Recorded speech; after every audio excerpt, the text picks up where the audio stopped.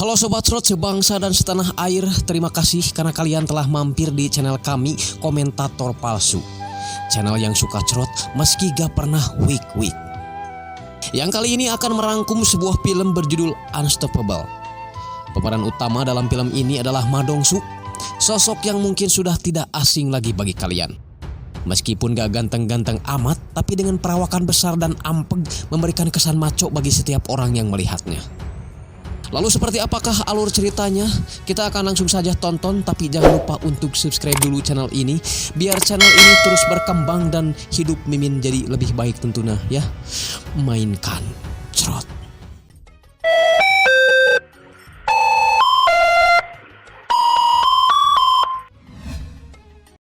Di scene awal kita pergi ke sebuah pasar ikan di mana dua orang kurir, kita panggil aja Don Chleng dan Chun Sik, sedang mengantarkan pesanan lauk sapu ke pasar tersebut. Don Chleng dan Chun Sik kemudian melihat salah satu pedagang sedang diamuk oleh Badan Serikat Buruh di sana.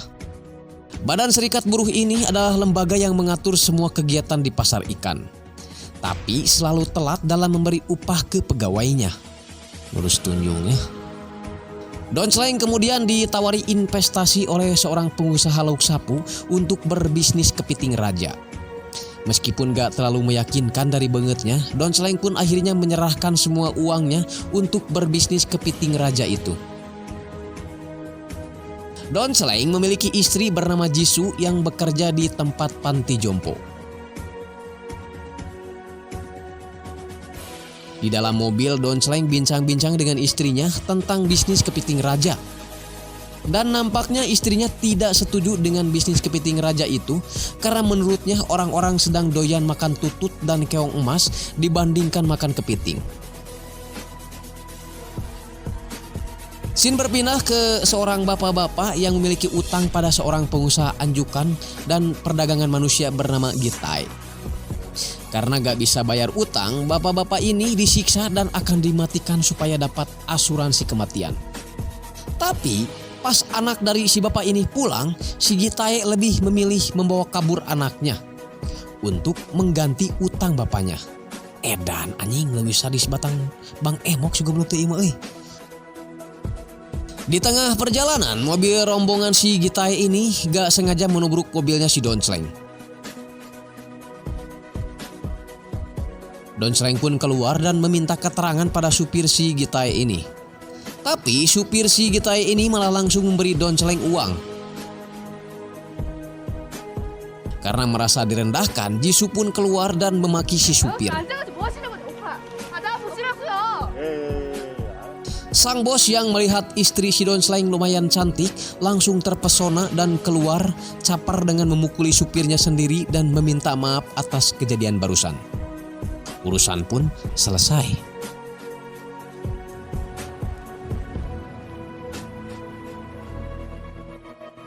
Keesokan harinya, Tuan Pak menelepon Don Chleng.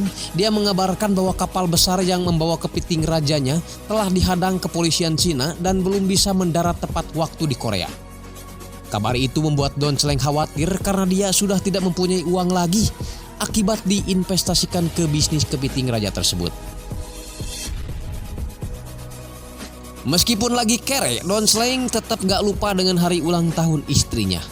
Dia mengajak makan kepiting untuk merayakan ultah istrinya itu.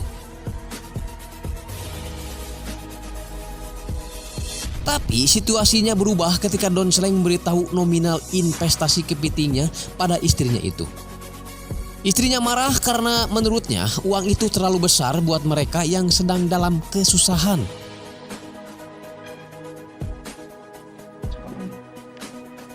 Ketika Don Chleng nyenget bolu ulang tahun, tiba-tiba istrinya sudah pulang duluan.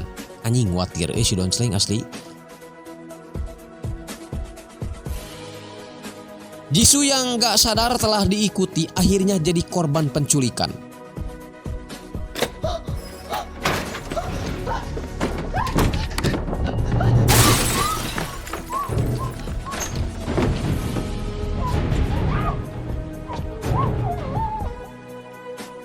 Don Chleng yang baru saja tiba di rumah merasa khawatir karena rumahnya dalam keadaan berantakan dan istrinya tidak ada di rumah.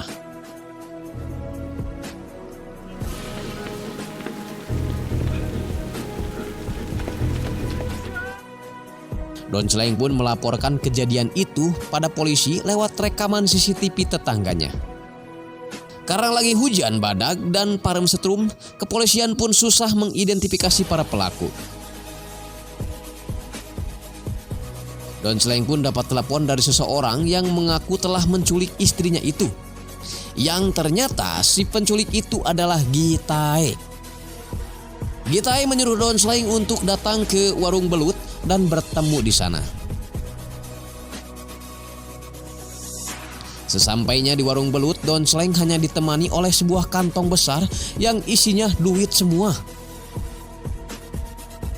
Uang itu adalah sebagai kompensasi pertukaran istrinya yang diculik. Bangsat anjing, emang ya si Gitae resep ke pamajikan batur si anjing teh jiga aing wae.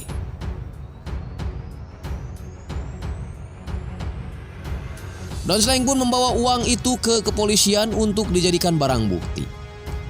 Tapi mungkin karena kurang puas dengan kerja polisi, Don Celeng pun berniat menyelesaikan masalah ini dengan caranya sendiri. Siah.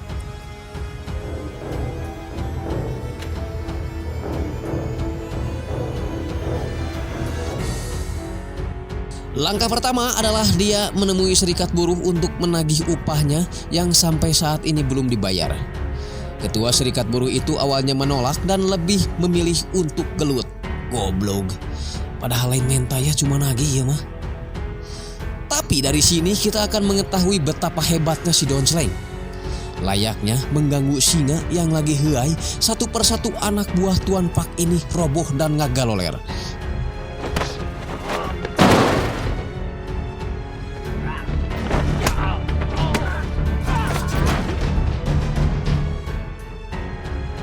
Dengan upahnya tersebut, Don Celeng pun menyewa seorang intelijen kahot untuk membuka kasus ini.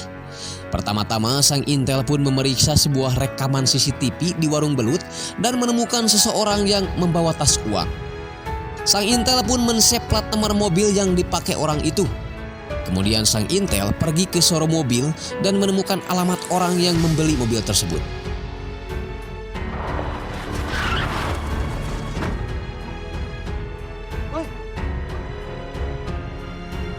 Namun sayang sekali ternyata si pemilik mobil telah menjualnya ke tempat judi karena dia selalu kalah main QQ. Mereka bertiga pun akhirnya mendatangi tempat judi tersebut. Dan di sana mereka langsung disambut oleh manajer tempat judi itu yang seorang perempuan. Karena kedatangan mereka bertiga ini bukan untuk jual beli, perempuan ini menganggap hanya buang-buang waktu saja dan lebih memilih ngegebugan mereka. Sang intel menyuruh Don Celeng dan Chun Sik untuk diam saja dan dia yang akan membereskan semuanya. Tapi karena kahayang gede kabisa eueuh, akhirnya si intel pun babak belur. Don Celeng pun kembali beraksi dan hanya dalam hitungan beberapa menit saja para cacing kremi itu pun aduk songkol.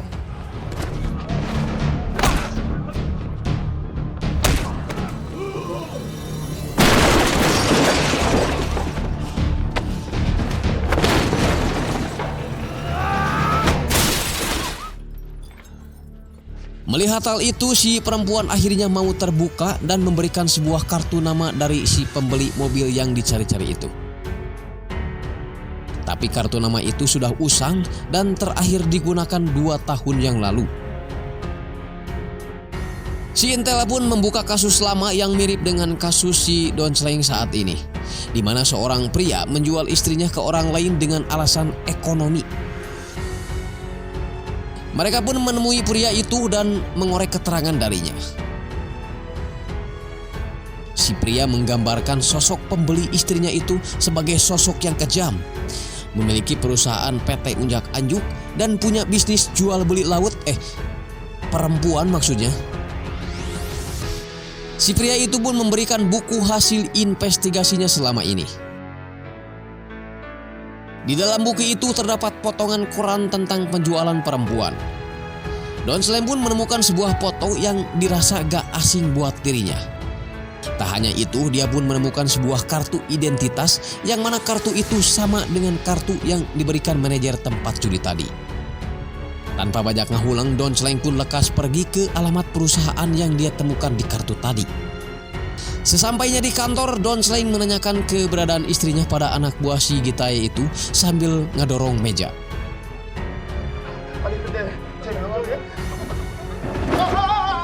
Karena tidak mau mengaku, akhirnya Don Celeng berusaha membawa orang itu meskipun dapat sedikit hadangan dari anak buah Gitae yang lain. Penangkapan anak buahnya itu ternyata diketahui oleh si Gitae lewat CCTV yang terpasang di kantornya. Gitae menelepon Don Celeng dan meminta membunuh anak buahnya itu karena dia merasa kalau anak buahnya itu akan membocorkan semua rahasia bisnisnya. Gitae pun memanfaatkan Jisoo agar Don Celeng segera membunuh anak buahnya itu. Jika Don Celeng tak membunuhnya, maka Gitae akan membunuh istrinya. Karena gemper, Don Celeng pun segera mengambil tali dan menyekek anak buah si Gitae itu hingga mati. 둘이 뭐 하냐고 지금.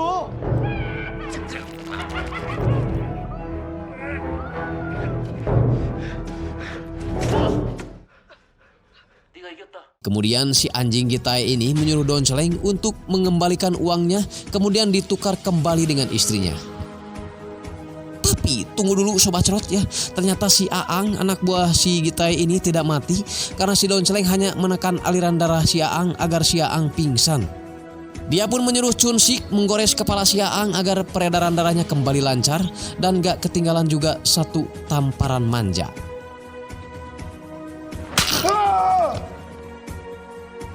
Kita pergi dulu ke perempuan-perempuan yang akan dijadikan bahan pengecerotan para lelaki Nurus Tunjung. Sebelum dijual, ternyata ada seorang pria yang akan mencicipi itil para perempuan itu sebelum dijual. Sungguh pekerjaan yang aku inginkan ya Sobat Cerot.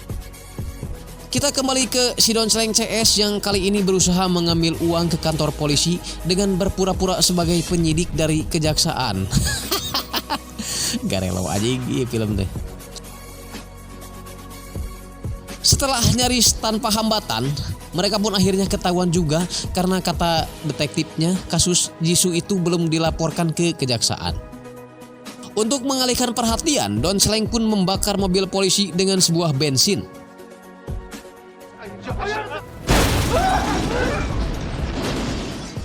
Singkat cerita, mereka bertiga pun berhasil lolos dan membawa uang itu. Aduh, kenapa ya kalau di film-film gitu ya, polisi itu suka kelihatan belegung, bodoh gitu ya. Apa memang kenyataannya seperti itu? Polisi itu belegug? Wallahu alam ya. Kita ke Bos Geramo dulu yang kali ini marah sama anak buah pengentodnya karena barang dagangannya ada yang lecet.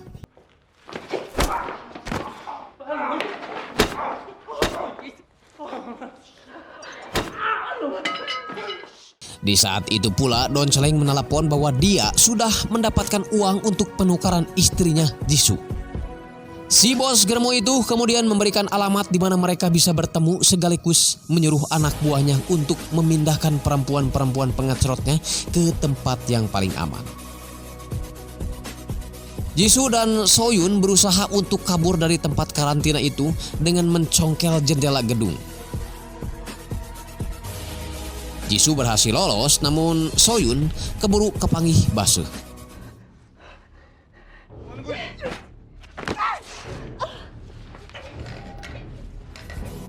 Jisoo berhasil naik taksi dan berniat pergi ke kantor polisi.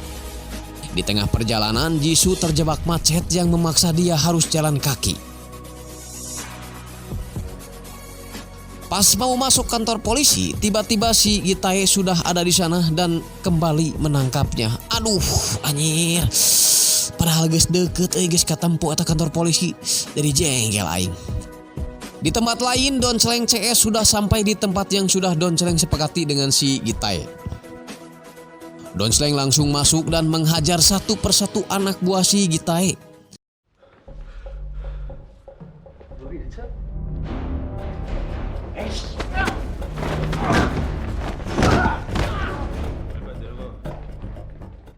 Ada momen di mana si Don Celeng ini benar-benar disebut si badak saat pukulannya menembus pintu sambil membuat orang jatuh dengan pukulannya itu.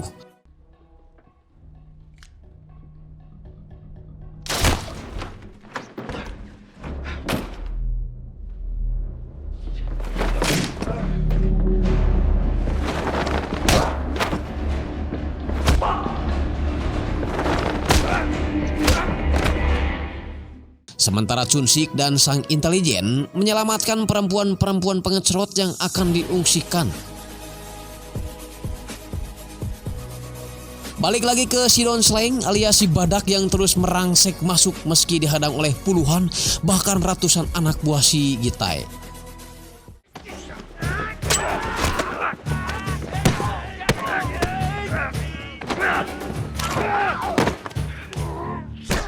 Setelah membawa satu persatu, akhirnya si badak dapat lawan yang seimbang. Namun berkat kecerdikannya, si badak Don Slang kembali berhasil mengalahkan musuhnya itu.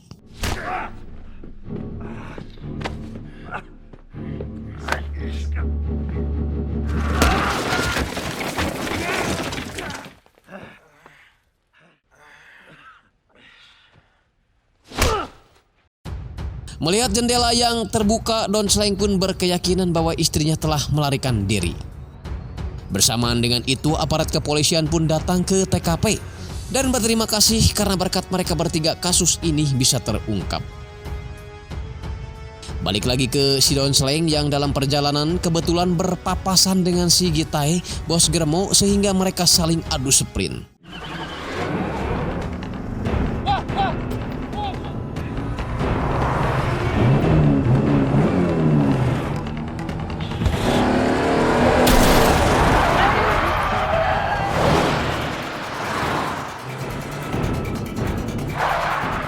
Saling sikut, saling tabrak pun terjadi di antara kedua pembalap.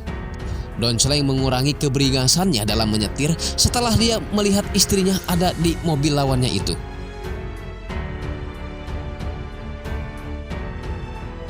Don Slang pun jadi gak konsen sehingga dia harus juntai dan jatuh ke pinggir jalan.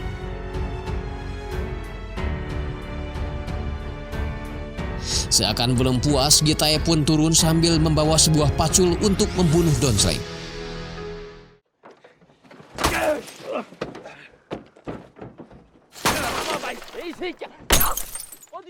Tapi lihat apa yang terjadi.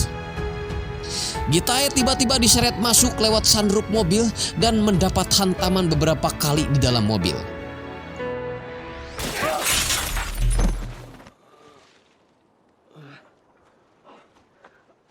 Gitai mengancam akan bunuh diri untuk mengelabui si Don Slang. Tapi pas mau ditusukkan itu pisau ke perut, awalnya aing asa ngilu. Tapi pas tangan si Gitai diparieskeun, mimin jadi puas dan surak.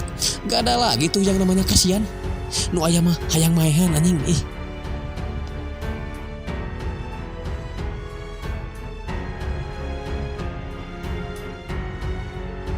Setelah selesai, Don Slang pun menghampiri istrinya sambil berpelukan. 내가 너무 늦었지. Di scene terakhir diperlihatkan Don Slang dan Jisoo menjadi orang kaya setelah bisnis kepiting rajanya sukses. Dia pun memperkerjakan semua kerabat dekatnya termasuk sang intelijen yang berubah profesi jadi koki keyeup. Film pun tamat.